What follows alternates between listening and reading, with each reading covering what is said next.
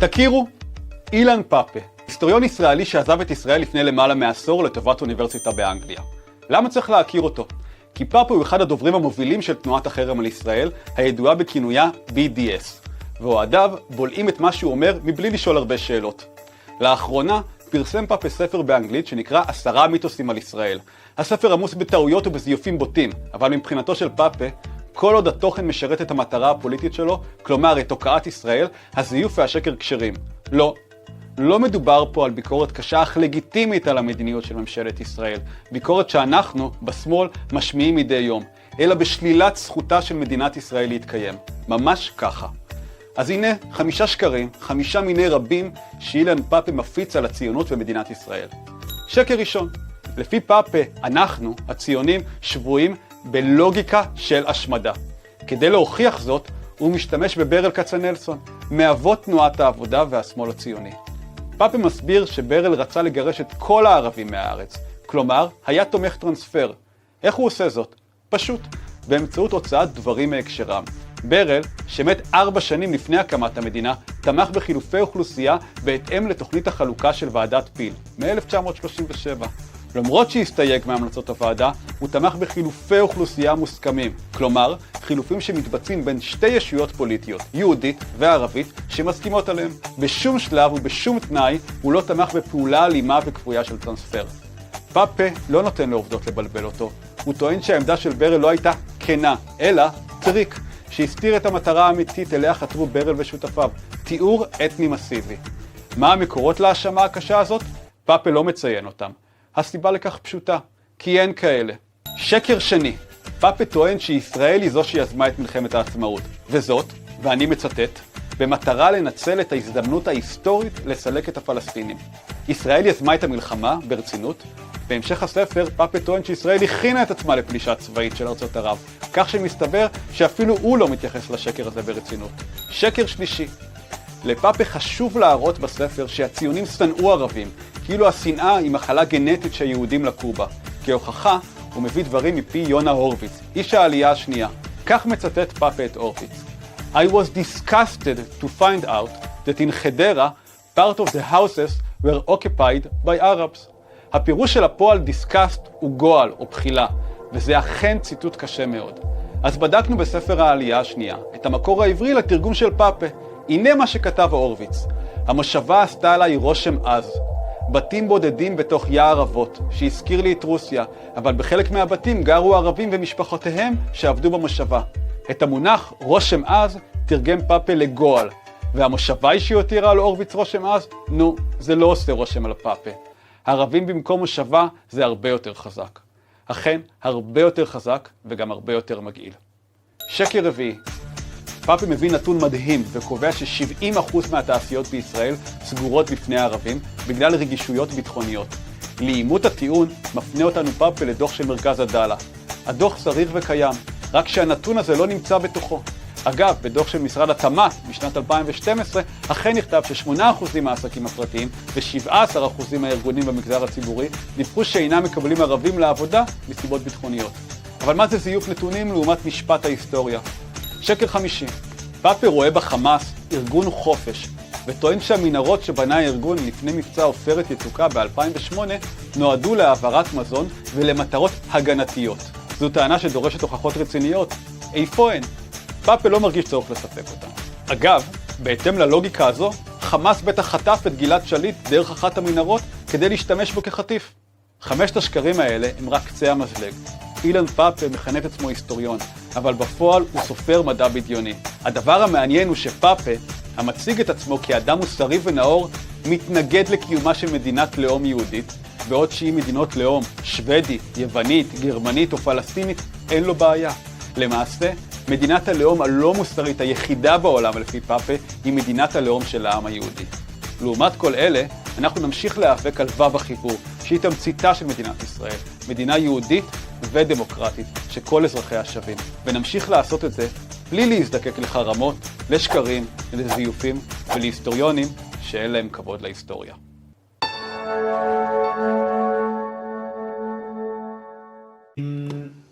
What I would say is, though, that the vast majority of Israeli historians and historians of Israel, I think, more or less accept my description of what happened.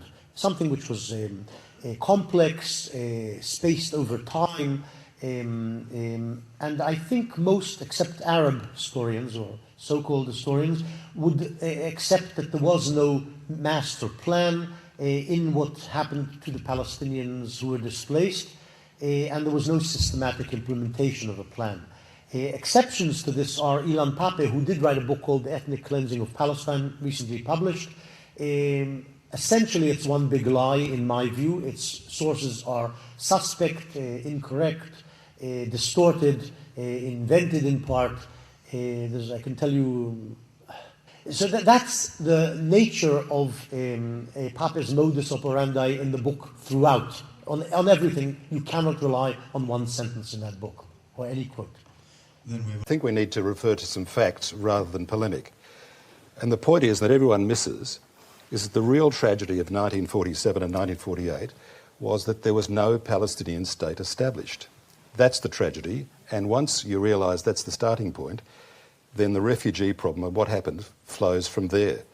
The United Nations proposed a partition plan, which there'd be a Palestinian state established alongside a Jewish state.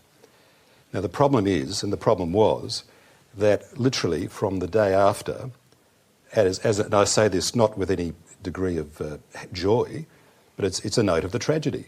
From the day after, the Palestinian people announced forcefully and without reservation that they rejected the plan. They rejected the concept of having a Jewish state next to a Palestinian state. Had they accepted the plan, had they accepted the two-state solution then the opportunity for the war and for what happened afterwards would never have arisen. And what happened was that on December the 2nd, 1947, there was a general strike proclaimed in Jerusalem. There were riots, Jewish shops, people were attacked. The Palestinian leader at the time, the Haj Amin al-Husseini, was a man who had spent the war years, and don't forget this is 1947, this is 2.5 years after the end of World War II. The Palestinian leader, Haj Amin al-Husseini, was a man who had spent the war years in Berlin being photographed shaking hands with Hitler. Now, I think it's time to stop. I'm sorry. No, pardon, you interrupted my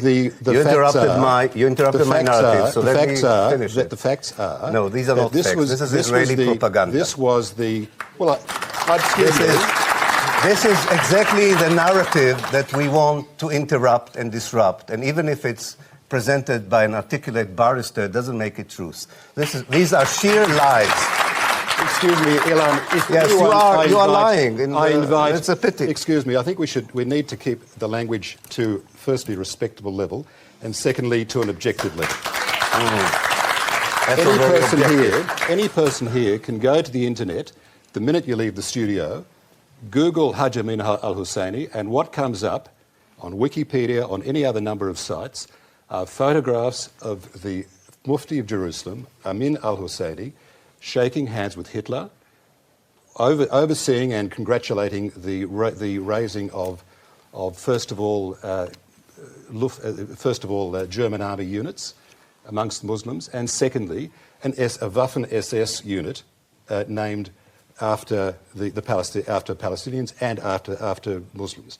Now, I don't say that anything flows from that other than this shows who the Palestinians' leadership was and were. That's right, and these were the people who started a war in 1947. Okay, all right. Let's settle this issue of the Mufti of Jerusalem, because I've seen those pictures. I've seen the history. He was connected to Hitler. There isn't any doubt about that, is there? Stupid behaviour by a Palestinian leader.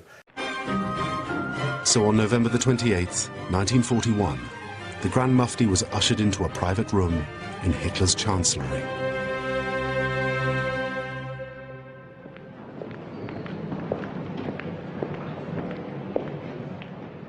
Surrounded by Nazi dignitaries, he finally met the Führer.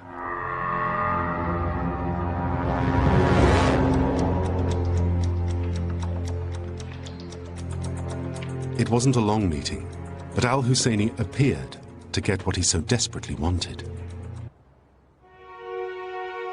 The deal was pretty clear. While the Nazis stopped short of actually recognizing an independent Palestine, Hitler was planning to deal with the Jews who'd settled in the country.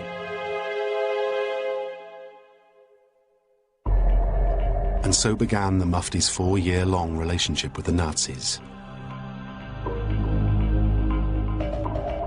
Throughout his time in Germany during the Second World War, al-Husseini appeared to enjoy a close working relationship with some of the highest-ranking Nazis. In the Grand Mufti's memoirs, published in 1999, he freely discusses his close relationship with SS Chief Heinrich Himmler, the man who was the architect of the extermination of the Jews. According to his own account, he often met Himmler for tea. On one such occasion, the Grand Mufti had his photograph taken with him. It contains a signed dedication from Himmler to His Eminence the Grand Mufti, a memento. This wasn't the only exchange of gifts between Mohammed al-Husseini and the Nazi leaders.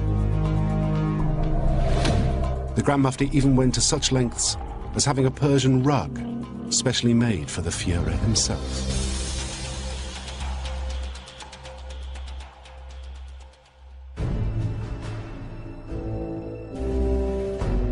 From his bureau in Berlin, he also planned a series of radio broadcasts to the Middle East. His first came in December 1941, and he continued to broadcast throughout the entire war. But then his involvement with the Nazis became deeper and darker.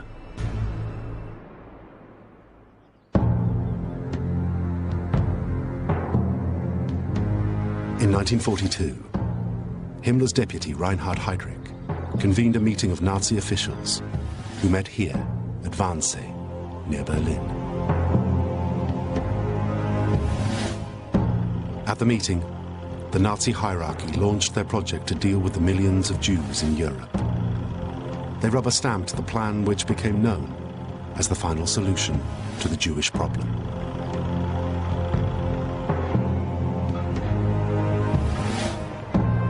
It meant the systematic rounding up of Jews and their extermination in death camps all over Europe.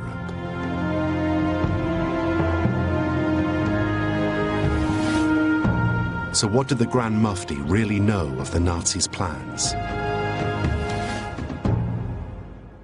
The Mufti, as he himself acknowledged very clearly in his memoirs, was perfectly aware of the genocide. He was perfectly aware of the fact that the Nazis were perpetrating a genocide of European Jews.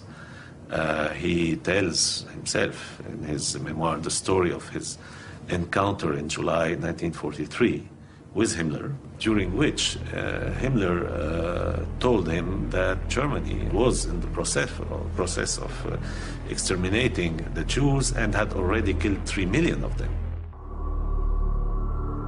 In the spring of 1943, the Mufti successfully convinced Bosnian Muslims to ignore the clerics. By doing so, he played a major role in establishing a new unit of the SS, the most feared and fanatical part of the German armed forces. It was the SS that was responsible for some of the most brutal and horrendous crimes perpetrated in the whole of the war.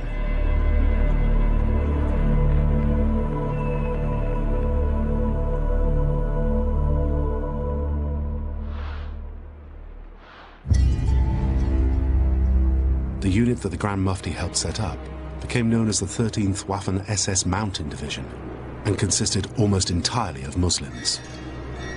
However, again, there is no evidence that this unit was actively involved in any anti-Jewish atrocities. But the Grand Mufti went further. He wrote letters to European leaders urging them not only to stop sending their Jewish citizens to Palestine, but to actively redirect them to Poland. He knew that there were concentration camps. That was publicly known.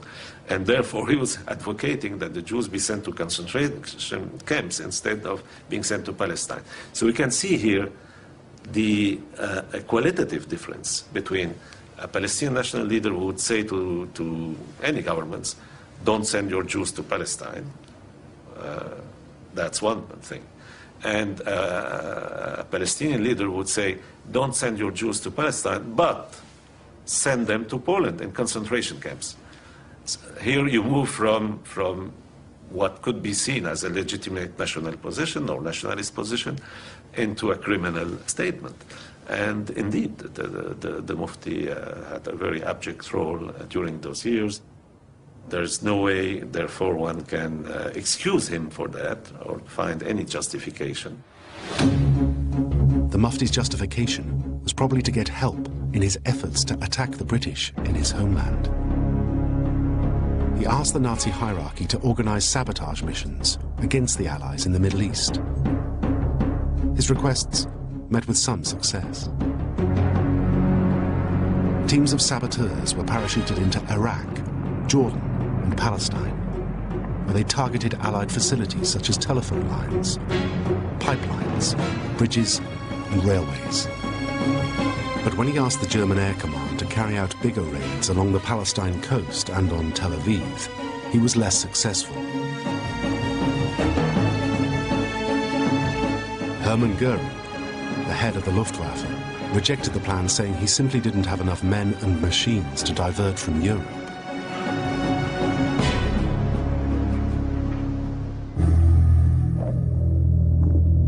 But despite being let down by the Nazi hierarchy that he had come to trust, he continued to throw his support behind them. On March 1st, 1944, during one of his many broadcasts, he said, "Arabs, rise as one man and fight for your sacred rights. Kill the Jews wherever you find them. This pleases God, history, and religion. This saves your honor. God is with you."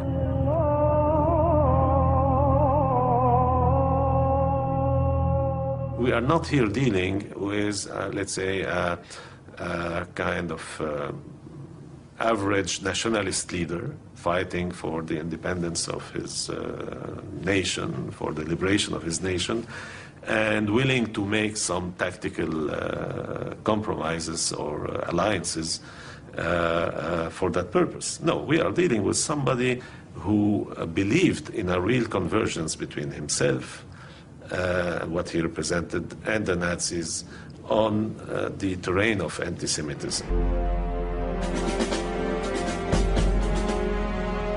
Just a day after Germany surrendered to the Allies, al-Husseini boarded a plane for neutral Switzerland. But he was denied political asylum and moved swiftly on to Paris. A year later, in the spring of 1946, the Grand Mufti's actions during the war were examined at the Nuremberg trials.